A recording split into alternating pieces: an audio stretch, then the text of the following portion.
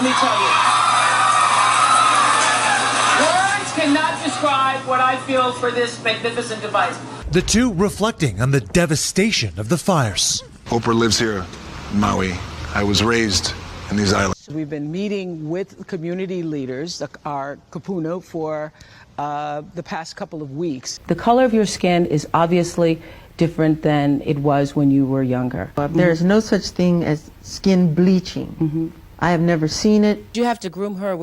Did she always have this body? This is unbelievable. Stand up just a moment, because no one saw you come in standing up. Now, this is what I call a bod. Oprah has been involved in some shady business over the years, and it's time for her to fess up. So during the big fires in Maui, residents fleeing the carnage of the flames were held up at the gates of Oprah's very large fenced property. So she wasn't staying at her vacation home at the time, and she did open those gates up upon learning of the tragedy, but residents felt a certain way, knowing they had to contact authorities to get permission to cross onto the completely fenced private property just to get to the other side. Afterwards, Oprah teamed up with fellow Hollywood heavyweight Dwayne "The Rock" Johnson to launch the People's Fund of Maui for residents with an initial donation of just $10 million. They said in a joint statement, "We've been meeting with the community leaders for the past couple of weeks, just trying to figure out what we can do." Now, this was a statement that came out in August of 2023. And then The Rock added, "In this time of need, you want to take care of the greatest need of the people, and that's giving them money. It's going to take a long time to rebuild. It'll probably get a little worse before it gets a little better, but we're here doing what we can do." Well, here's the thing.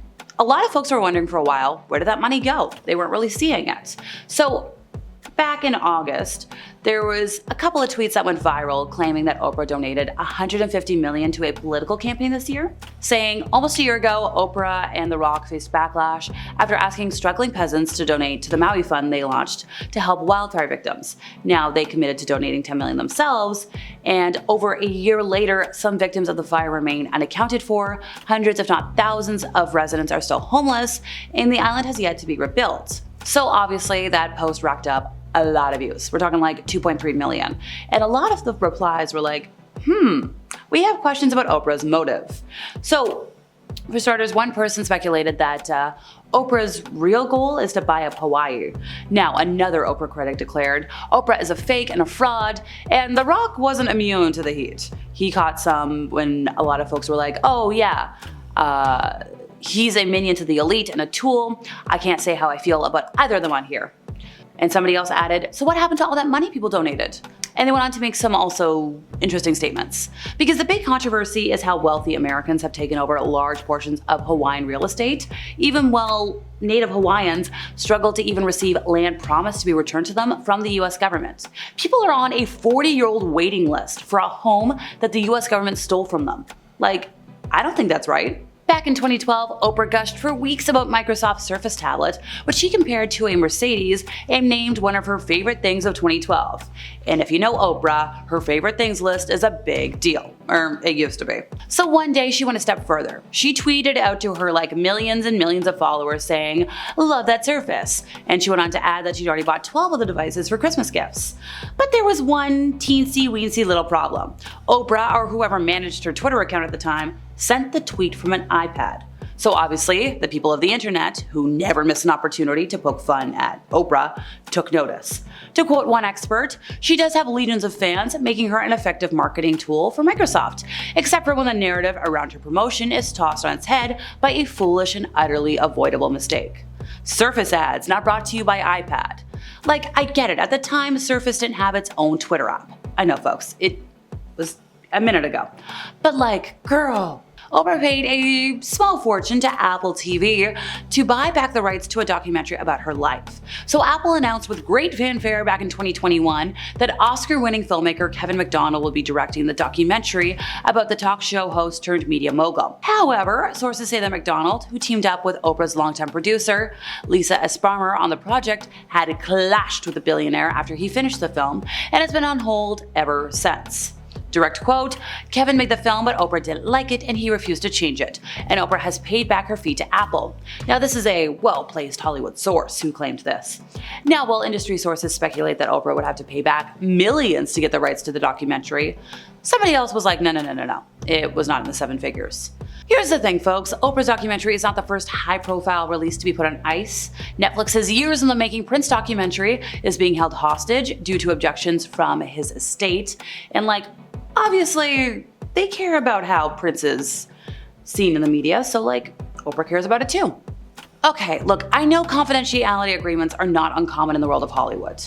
Marvel will literally do all sorts of things if you even leak a little peep about something they don't want you to leak. Well, in Kitty Kelly's tell-all book about Oprah, the author mentioned that the confidentiality agreements from Oprah were a little harsh. Now, this was something any worker or any guest star had to sign. We're talking everybody. Like, let's say Tom Cruise was on the show. He had to sign it. Somebody who, like, was an assistant for Tom Cruise, you have to sign it. So, like, think of the hundreds and hundreds of people over the years that had to sign these. Well, one former employee, Elizabeth Cody, tried to write a book about her time working for Oprah, but it was stopped by the courts because she was still tied to the NDA she signed. The NDAs weren't just meant to be a way to keep all the show's secrets safe before they aired, but like obviously all of Oprah's secrets as well. According to Elizabeth, the document was signed by everybody in Oprah's life. Elizabeth felt she was in Oprah's pocket after she signed the paperwork, and she's not alone. Let's go back to 2010. So Unicus Performance Training filed a lawsuit against Oprah and her company because they claimed they never got paid for a workout program they were developing that kind of goes back to the NDA. So UPT said that they were fired for violating the terms of their confidentiality agreement after they sent out a mass email promoting their upcoming appearance on Oprah's radio show. So according to the confidentiality agreement, they weren't allowed to use Oprah's name, her company name, anything for any advertising or promotional purposes before they went on the show. Yeah, they were literally just promoting their appearance on the show, not leaking anything, and they got cut before it aired because they tried to promote it. Make that make sense? So look, you might think, oh, Oprah, she's this like wholesome, sweet lady. Yeah, no. According to her stepmother, there's been like a very nasty side to Oprah for years. So according to Barbara, Oprah is one of the most controlling people you will ever meet. So let's just say Barbara's in town, she wants to go visit Oprah, she maybe wants to stay with Oprah. Not gonna happen. Oprah said, nope, stay in a hotel, pay for it yourself, you can't stay with me. Apparently Oprah is quick to anger when it comes to her staff. A lot of folks have been fired left, right, center all over the years. But here's the thing. So let's say Oprah somehow decides to go visit Barbara. Barbara's like, yeah, okay, you can stay with me. But then Oprah's gonna complain. Apparently, the first time she stayed over, Oprah complained that her bed sheets weren't like a 1,000th thread count, her bath towels weren't big enough.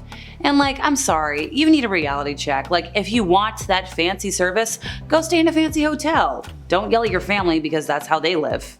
The legend of Oprah as this extremely poor person growing up without a father, having a mother who was too young, Oprah was apparently carried with shame during pregnancy and then neglected. All this began to spread when Oprah began giving interviews in Chicago, saying, oh, how they harmed me. I wanted to be white because I never saw white people being hurt. She told stories about her early years being lonely. She didn't play with anybody. She played with the pigs. She rode them. She hung out in her grandmother's garden. She talked about telling stories to the animals in the farmyard, like Bible stories. And apparently spending years with her mom were even worse, so we're not even gonna talk about that. But she said like the family was so poor, they couldn't afford pets, no fancy dogs or cats, so she had 2 cockroaches. She put them in a jar, named them Melinda and Sandy. She told these stories to her audiences and they lapped it up. Like, oh, I fetched water from the well, I milked cows, I emptied the drinking pot. This like, you know, crazy fairy tale of a origin story. She talked about her grandmother who had a switch, her grandfather who had a stick, and if you know what I mean, you know what I mean. And once again, going back to she wanted to be white because, oh, that didn't happen to white people. Her words, not mine. But here's the thing, not everybody in Oprah's family agreed with this desperate upbringing. When somebody asked her mom about it, they were like, Even Oprah's sister was like, absolutely not. Sure, we weren't rich, but like, she had pets. She had all sorts of pets. So, I don't know, girl. And that's all, folks. See you next time.